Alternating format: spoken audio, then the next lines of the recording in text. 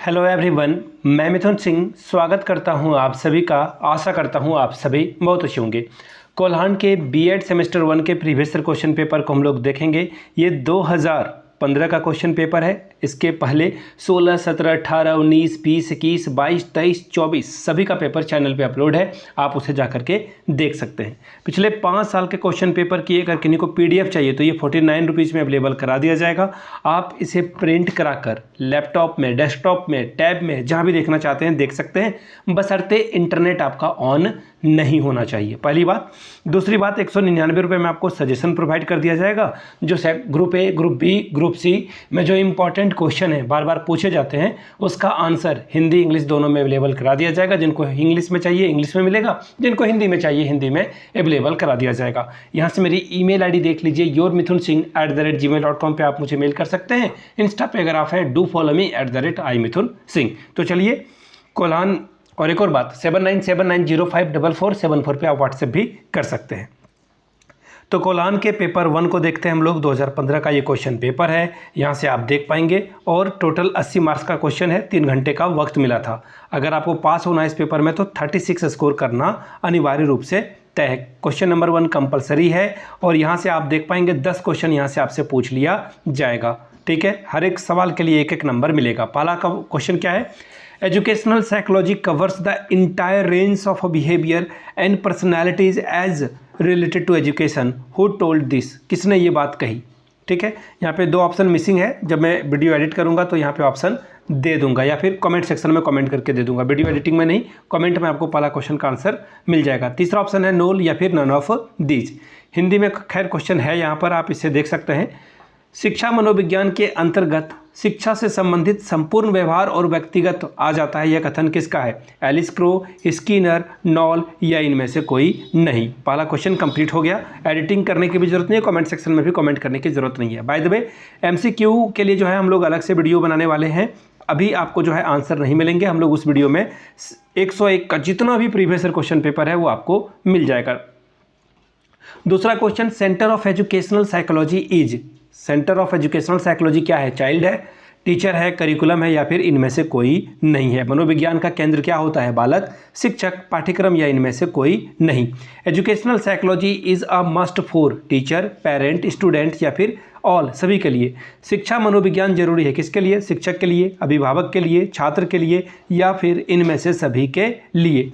अगला सवाल question number D, generally growth process in human being life happens up to, यानी कि जो ग्रोथ है, आप जो हाइट आपकी बढ़ रही है, शरीर आपका बढ़ रहा है, वो कब तक बढ़ता रहता है? 15 साल तक, 18 साल तक, 21 साल तक या फिर 25 साल तक। मानव जीवन में अभिवृद्धि की प्रक्रिया सामान्यतः कब तक चलती है? 15 साल, 18 साल, 21 साल या फिर 25 साल तक। अगला सवाल है question number E, who is the father of cognitive development among these? Skinner, Crow and Crow, Jean प्याजे या फिर नन ऑफ दीज। संज्ञानात्मक विकास के जनक किन को कहा जाता है? स्किनर को, क्रो एंड क्रो को, जीन प्याजे को या इनमें से कोई नहीं।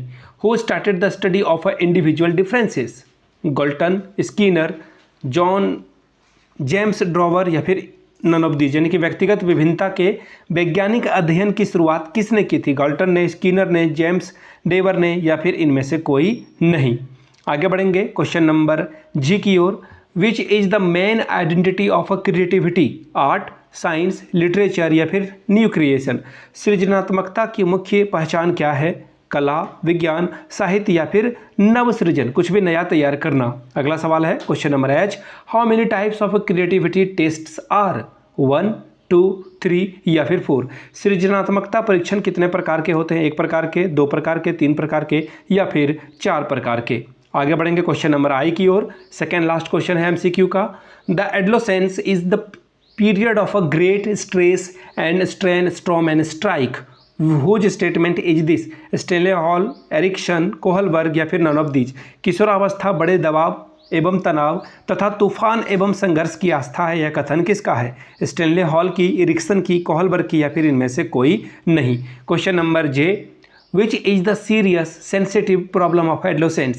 Emotional related, adjustment related, sex related या फिर बिजनेस रिलेटेड। अब मैं हिंदी में दिखा देता हूँ क्वेश्चन। किशोरों की सबसे नाजुक और संवेदनशील समस्या क्या होती है? संवेग संबंधी, समायोजन संबंधी, यौन संबंधी या फिर व्यवसाय संबंधी। अब हम लोग आ चुके हैं सेकेंड ग्रुप में, ग्रुप बी। यहाँ पे आपको 4 सवालों का जवाब देना है। शॉर्ट टाइप के क्वेश्चन आंसर है।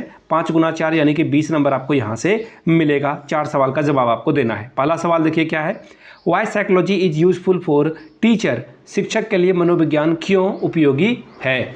दूसरा सवाल, determine the scope of educational psychology. शिक्षा मनोविज्ञान के क्षेत्र का निर्धारण कीजिए। अगला सवाल देखिए क्या है, what is differences between growth and development. मानव अभिवृद्धि और विकास में क्या अंतर है? Question number 5, write the 8 stage of development by E.H. Skinner. यानी कि इरिक्सन के द्वारा बताए गए विकास की 8 अवस्थाओं को लिखें, डिटेल में आपको बताना है। अगला सवाल है, what are the basic of individual differences. व्यक्तिगत विभिन्नता का आधार बतावें। Question number 7, how socialization happens in family to a child, explain it. बालक का परिवार में समाजीकरण किस प्रकार से होता है, स्पष्ट करें। Question number 8, why adolescence is known as the period of a transition. किशोरावस्था को संक्रांति का काल क्यों कहा जाता है? Question number 9, define the contribution of media in advertisement. विज्ञापन में मीडिया का योगदान को बतावें।